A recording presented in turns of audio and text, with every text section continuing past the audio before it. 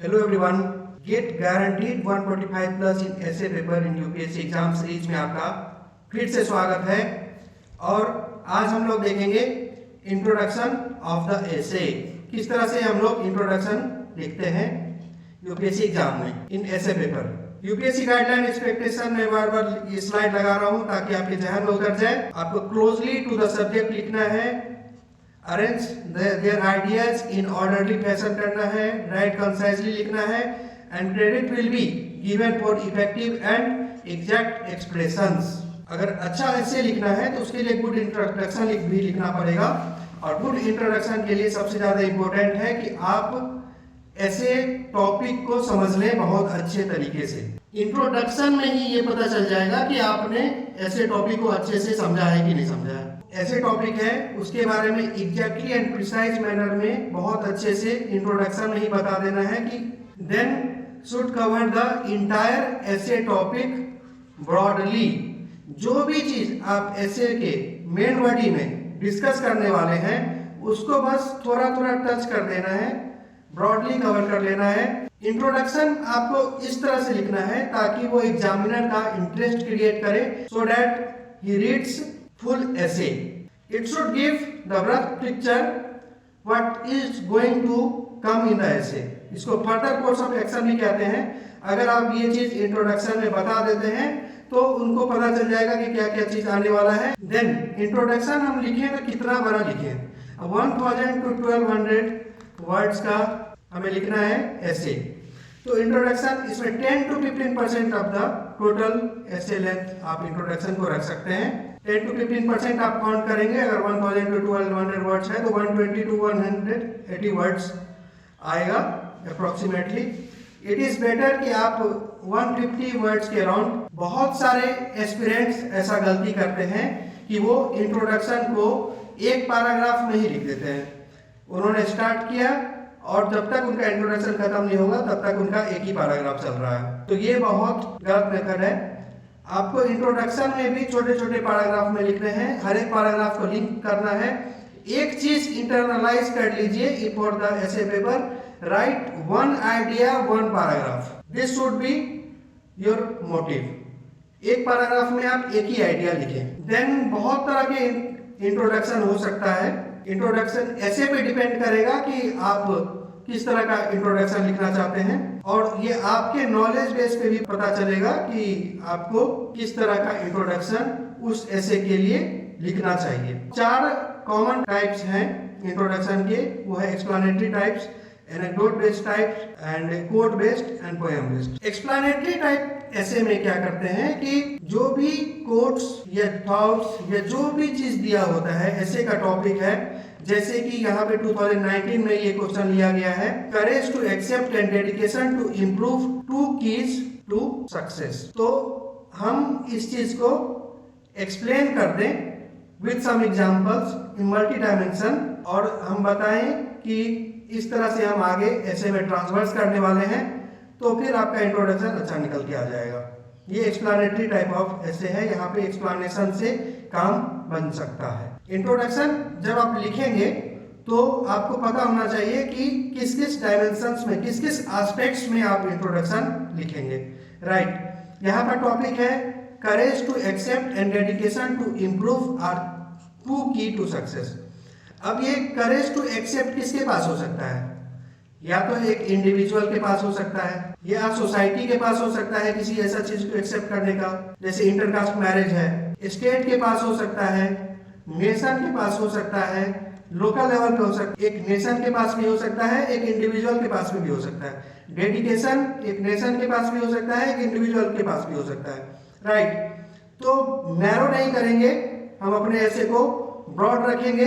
हर एक डायमेंशन में जो आप टच करने वाले हैं ब्रॉडली, उसको इंट्रोडक्शन में भी उसको थोड़ा थोड़ा टच कर दें कि मैं ये डायमेंशन जो है आने वाला है और ये वगैरह एस्पेक्ट्स जो है वो आने वाला है। फिर आप कुछ एग्जांपल्स ले सकते हैं, जैसे कि किसी पुलिसमैन का एग्जांपल ले लिया, उनके अंदर दिखा दिया कि इनके पास कितना करेज है, कितना डेडिकेशन है। जैसे कि कसाब वाला केस हुआ था तो वहां पे कुछ पुलिसमैन थे जिन्होंने बहुत एक्स्ट्रा ऑर्डिनरी करेज दिखाया था, राइट। तो उनका एग्जाम्पल आप ले सकते हैं। ब्यूरोक्रेट हैं, ब्यूरोक्रेट्स में जैसे लाइक अशोक खेमका जी हैं, उनका आप दिखा सकते हैं, किसी स्टूडेंट का भी दिखा सकते हैं, किसी साइंटिस्ट का आप दिखा सकते हैं, राइट। तो ये सब चीज आप करेज में दिखा सकते हैं। या अगर आप नेशन पॉइंट ऑफ व्यू से देखें तो इंडियन स्पेस सिस्टम एक ऐसा टाइम था जब इंडियन स्पेस में रॉकेट जो है वो साइकिल पे ले जाया जाता था, और आज का सिचुएशन देख लीजिए। तो ये करेज ही था उस टाइम पे और डेडिकेशन ही था उस टाइम पे कि अभी का जो सिस्टम इवॉल्व होकर आया है वो इतना बड़ा निकल के आया। या इंटरनेशनल एग्जांपल्स अगर आप लेते हैं तो अमेरिकन रिवॉल्यूशन, फ्रेंच रिवॉल्यूशन, सब में ये सब तो करेज एंड डेडिकेशन से भरा हुआ था। देन सेकंड चलते हैं एनेक्डोट टाइप ऐसे। देखिए जैसे कि एक ऐसे है 2019 में पूछा हुआ है, neglect of primary health care and education in India a reason for its backwardness. जो भी सोशल इश्यूज ऐसे हैं वहां पे हम एनेक्डोट टाइप ऐसे बहुत आराम से लिख सकते हैं। कुछ एनेक्डोट्स बना के लिख सकते हैं, रीता लिख दिए, कुछ राम बना के लिख दिए कि राम के साथ जो है वो प्राइमरी हेल्थ केयर फैसिलिटी नहीं हुआ तो इनको ये परेशानी झेलनी पड़ी। एजुकेशन सिस्टम में की फैसिलिटी नहीं थी तो उनको क्या क्या परेशानी झेलना पड़ा, राइट। तो एनेक्डोट बहुत आराम से बनाया जा सकता है इन सोशल इश्यूज क्वेश्चन, और ये आपके टैलेंट के ऊपर है। अगर आप दूसरे ऐसे में भी एनेक्डोट बना सकते हैं तो बिल्कुल बहुत अच्छी बात है, आपको बनाना चाहिए। सो आप कोई केस स्टडी ले सकते हैं किसी डिस्ट्रिक्ट का, अगर आपको पता है कि इस डिस्ट्रिक्ट में कुछ ग्रामीणों के साथ बुरा हुआ तो उस तरह का आप केस स्टडी लिख सकते हैं। एनेक्डोट क्या होता है? शॉर्ट स्टोरी, छोटा स्टोरी बना के, ये जरूरी नहीं है कि वो एकदम रियलिस्टिक होना चाहिए, वो हाइपोथेटिकल स्टोरी भी हो सकता है। चलते आगे। देन आता है कोट बेस्ड एसे। कोट बेस्ड एसे का यहाँ पे मतलब है दो तरह का चीज, या तो कोई कोट दिया हुआ है एसे के टॉपिक में, महात्मा गांधी जी का an eye for an eye makes everyone blind, इस तरह का कोट दिया हुआ है, उसको आपको एक्सप्लेन करना है। या दूसरा है कि कोई ऐसे टॉपिक दिया है उसको आप कोई कोट डाल के एक्सप्लेन करना चाहते हैं, ठीक है, तो दोनों आ जाएगा कोट बेस्ड एसे में। सबसे ज्यादा इंपॉर्टेंट पॉइंट ये है कि अगर क्वेश्चन में कोई कोट आया है, जैसे कि रूसो का है कि everywhere man is in chain, तो अगर ये बात आपको पता है कि रूसो की ये कोट है तो सबसे पहले तो आप उसी चीज से स्टार्ट कर दें कि वो किस कंटेक्स्ट में उन्होंने ये बात बोला था और इसका क्या मीनिंग है। तो ये अगर आप कर दे इसका इंप्रेशन बहुत अच्छा जाएगा एग्जामिनर पे। दूसरा तरीका मैंने बताया कि आप कोट के साथ स्टार्ट कर सकते हैं। जब भी आप कोट लिखेंगे उसको थोड़ा सा एक्सप्लेन जरूर करेंगे, सिर्फ कोट लिख के नहीं छोड़ देंगे, एक्सप्लेन करेंगे और अपने ऐसे टॉपिक से उसको कनेक्ट करेंगे। ये बहुत ज्यादा जरूरी है, सिर्फ कोट लिखने से नहीं होगा। और कोट आपको जो लिखना पड़ेगा वो आपके ऐसे टॉपिक से रेलिवेंट कोट होना चाहिए। इररिलेवेंट कोट लिखेंगे तो उसका कोई मतलब नहीं है, वो निगेटिव ही जाएगा। Do not start with any quote which is irrelevant to the topic of the एसे।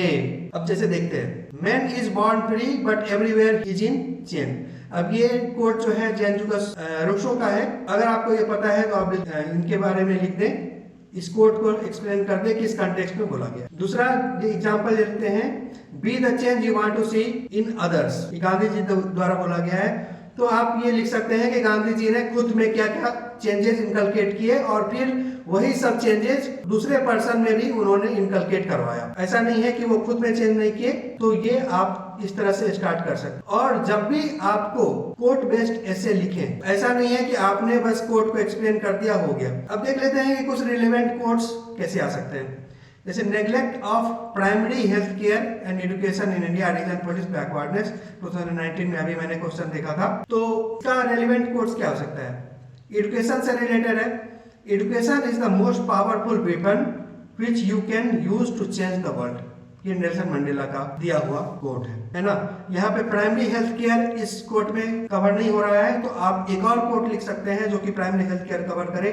लेकिन एजुकेशन वाला पार्ट जो है ना यहाँ ऐसे में, ये बहुत अच्छे से ये कवर कर रहा है, तो इसको हम डेफिनेटली लिख सकते हैं। दूसरा जैसे लिख सकते हैं पोर्टर बोलगम का, education makes a people easy to lead but difficult to drive, easy to govern but impossible to enslave. कितना अच्छा कोट है। तो आप इस तरह से इसको लिख सकते हैं। कोट लिखें, उसको टॉपिक के साथ को रिलेट करें, थोड़ा सा एक्सप्लेनेशन देना बहुत ज्यादा जरूरी है, ठीक है। और फिर आगे बढ़ जाए। अदर डायमेंशन ऑफ द एसे में, कि इंट्रोडक्शन में आपको ब्रॉडली कवर करना है कि क्या क्या आएगा। फ्यूचर कोर्स ऑफ एक्शन आप लिखते हैं तो ज़्यादा बेटर है।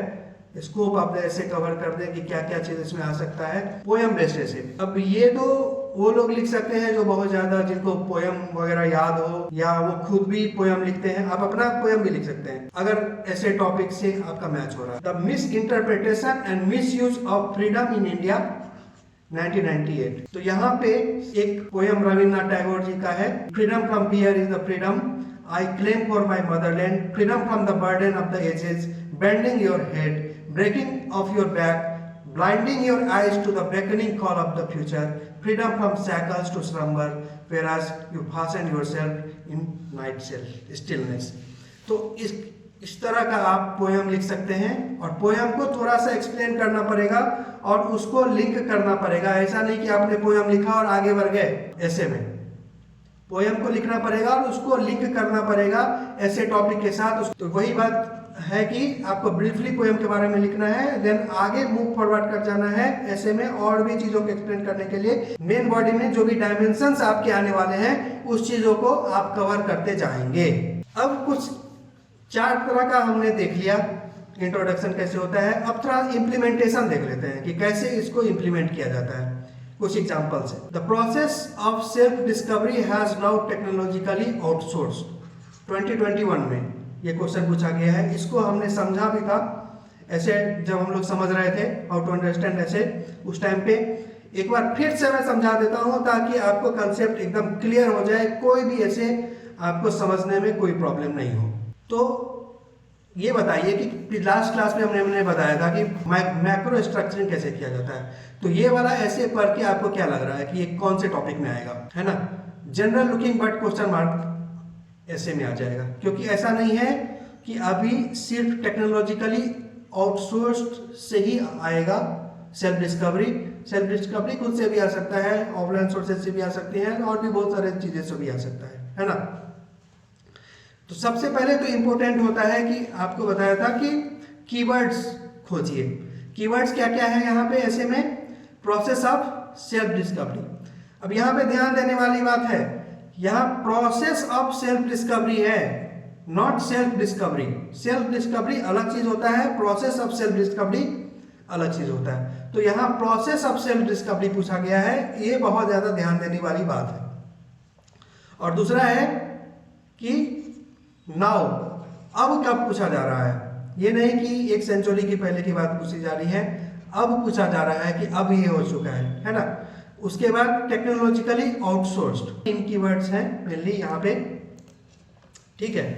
अब देखते हैं कि आप इसमें क्वेश्चंस क्या बना सकते हैं। क्वेश्चंस बनाने के लिए मैंने बोला था कि अगर आपको ऐसे को प्रॉपर्ली समझना है तो आप क्वेश्चन बना लें।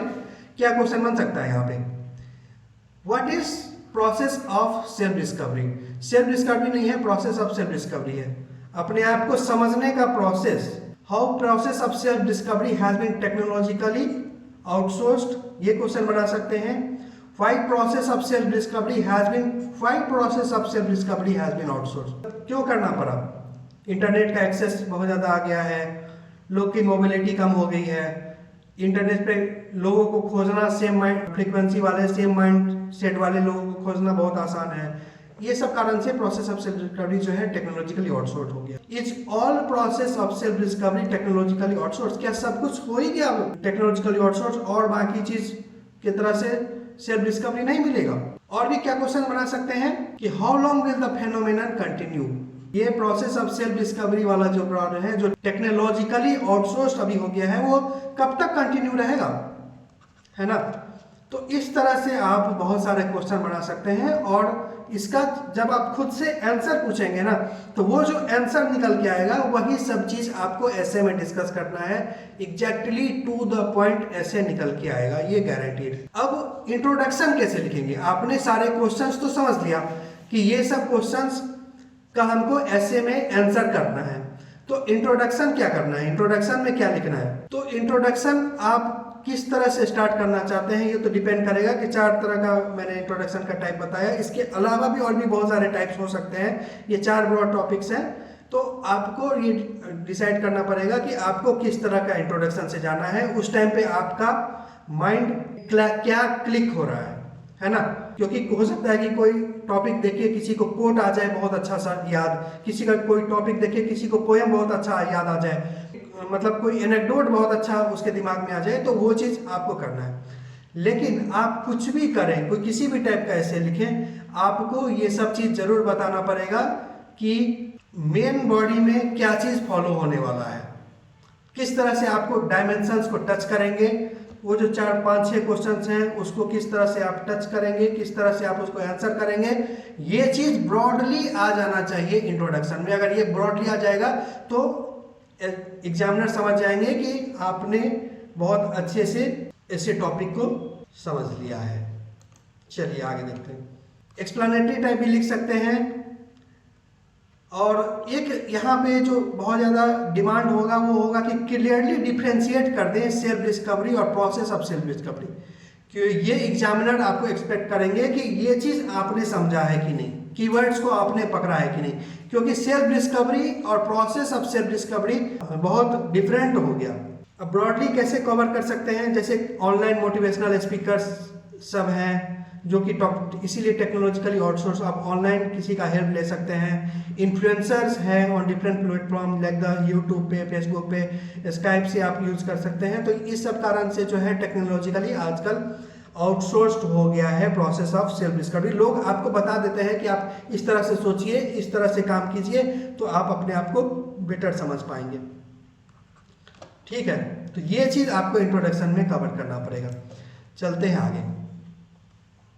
नाउ दूसरा ऐसे एग्जाम्पल लेते हैं। There are better practices to the best practices. ये 2021 में ये क्वेश्चन पूछा गया है। तो सबसे पहले देख लेते हैं कि इसको समझते कैसे है ना, कौन से कैटेगरी में आएगा ये essay. There are better practices to the best practices, obviously ये फिलोसफिकल ऐसे में आ जाएगा।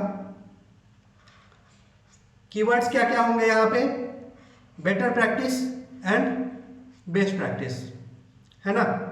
ये बात है कि क्या बेस्ट से भी बेटर हो सकता है। बेस्ट जनरली हम लोग क्या पढ़ते हैं कि गुड बेटर बेस्ट, है ना, यही होता है। तो बेस्ट से क्या बेटर होगा, तो एक्चुअली ये इस टर्म्स में है कि एट प्रेजेंट मोमेंट पे जो चीज़ बेस्ट है उससे बेटर डेफिनेटली कुछ हो सकता है। अगर 2021 में या 2022 में आपने जिस टेक्नोलॉजी पे काम किया है वो हो सकता है कि 2022 का बेस्ट टेक्नोलॉजी हो, राइट, लेकिन 2023 या 2024 का वो बेस्ट टेक्नोलॉजी होगा ये जरूरी नहीं है। आपने देखा होगा कि स्मार्टफोन सब कैसे हर एक साल चेंज होता जा रहा है, तो ऐसे को उस डायमेंशन में लिखना है। ठीक है, ईगल व्यू आपको देखना पड़ेगा। ईगल व्यू क्या देखेंगे कि किस तरह से हम ऐसे को political, social, economic, historical, polity, environment, science, technology, इस सब से कनेक्ट कर सकते हैं। हर एक डायमेंशन में बेस्ट कुछ है और उसका बेटर हो सकता है ना। तो उस चीज़ों को आपको ऐसे में लाया जा सकता है। डोमेस्टिक लेवल पे देख सकते हैं, इंटरनेशनल लेवल पे देख सकते हैं, देन इंडिविजुअल लेवल पे आप देख सकते हैं। इंडिविजुअल लेवल की आपके पास अभी जो है कुछ हैबिट्स हैं। लेट सपोज कि आपको मोबाइल स्क्रीन स्क्रॉल करने का हैबिट्स है, इंस्टाग्राम देखने का हैबिट्स है, तो ये अभी का प्रेजेंट है और इसको बेटर आप कैसे कर सकते हैं, कैसे आप दूसरा कंटेंट कंज्यूम करने में इसको लगा सकते हैं। ठीक है, तो बहुत सारे डायमेंशंस में इसको लिखा जा सकता है। तो फिर इंट्रोडक्शन में आपको क्या करना है कि ब्रीफ ओवरव्यू दे देना है। जो भी चीज़ मैंने डिस्कस किया है इन सब चीज़ों का, कि ब्रीफ ओवरव्यू दे देना है कि किस तरह से बेटर प्रैक्टिस हो सकता है देन द बेस्ट प्रैक्टिस, इसको करेंगे। एक्सप्लेनेटरी टाइप जाएगा ये बेसिकली। तो हमने देखा कि किस तरह से इंट्रोडक्शन को लिखा जाता है। सबसे ज़्यादा इम्पोर्टेंट पॉइंट जो है इंट्रोडक्शन में, वो इंट्रोडक्शन से ही एग्जामिनर को पता चल जाना चाहिए कि आपने ऐसे टॉपिक को बहुत अच्छे से समझ लिया है, एकदम प्रिसाइजली समझ लिया है, आपके पास इसका नॉलेज बेस है, आप ऐसे में इसको अच्छे से हैंडल कर सकते हैं। Your main aim in the introduction should be to make examiner understand that you have understood the topic precisely and accurately. ये बहुत ज़्यादा जरूरी है, सबसे ज़्यादा जरूरी पार्ट यही है इंट्रोडक्शन में, ये क्लियर होना। अब जो मैंने बोला था कि writing further course of action, तो ये क्या होता है ना कि इंट्रोडक्शन के लास्ट पैराग्राफ में आप लिख देते हैं कि हम ऐसे में क्या क्या करने वाले हैं। ठीक है, ऐसे में क्या क्या करने वाले हैं, किस चीज़ों को हम ऐसे में कवर करेंगे। तो ये पैराग्राफ जो है ये एक्ट कर जाता है as a connecting paragraph between introduction and main body. और इससे ये भी फायदा है कि एक तो एग्जामिनर को पता चल गया कि यहाँ पे इंट्रोडक्शन खत्म हो गया। एस्पिरेंट्स तो कई बार ऐसे लिखते हैं कि उन्होंने स्टार्ट किया और फर्स्ट पेज से और लास्ट पेज तक पता ही नहीं है कि इंट्रोडक्शन कहाँ है, मेन बॉडी कहाँ है, कंक्लूजन कहाँ है, तो फिर उनका स्ट्रक्चरिंग बहुत खराब हो जाता है। इंट्रोडक्शन का जो रोल है वो इंट्रोडक्शन का निभाने दीजिए, मेन बॉडी का जो रोल है मेन बॉडी निभाएगा, और कंक्लूजन का जो रोल है वो कंक्लूजन निभाएगा। सबको मिक्स मत कर दीजिए, खिचड़ी मत बनाइए, राइट। तो ये पैराग्राफ लिखने से, फर्दर कोर्स ऑफ एक्शन लिखने से आपका ये फायदा हो जाता है, यहाँ पे पता चल जाता है कि अब इंट्रोडक्शन खत्म हो गया है, अब मेन बॉडी आने वाला है ना। और अगर ये पैराग्राफ आप लिख दिए तो इसका एडवांटेज बहुत ज़्यादा है। एक तो एग्जामिनर क्लियरली समझ जाएगा कि आप ऐसे को समझ गया है और उनको चेक करने में बहुत आसानी होगा। ठीक है, आपके थॉट प्रोसेस को समझ में आ जाएगा कि आप किस डायमेंशन में जा सकते हैं, टेम्पोरल में जाएंगे या आप डायमेंशंस उठा के जाएंगे या किस तरह से आप जाएंगे, वो चीज़ उनको समझ में आ जाएगा। आपका ऐसे ऑर्गेनाइज प्रॉपर्ली है या नहीं, प्लान्ड, ये भी दिखाता है कि आपने ऐसे पहले से प्लान कर रखा है। एक डिसएडवांटेज इसका ये हो सकता है, यही है कि अगर आपने वो फर्दर कोर्स ऑफ एक्शन में लिख दिया कुछ गलत इंटरप्रिटेशन करके, तो वहीं पे उनको समझ में आ जाएगा कि ये इनका ऐसे अच्छा निकल के आने वाला नहीं है। तो ये तो मतलब वैसे भी पूरा ऐसे पढ़ के भी समझ में आ ही जाएगा ना उनको, तो ये ज़्यादा बड़ा रिस्क नहीं है। आप बेटर प्रैक्टिस ये होगा कि आप इसको कोशिश करें लिखने का। ठीक है, आई होप कि आपको इंट्रोडक्शन लिखना आया होगा, कुछ सीखा होगा आपने। Thank you very much.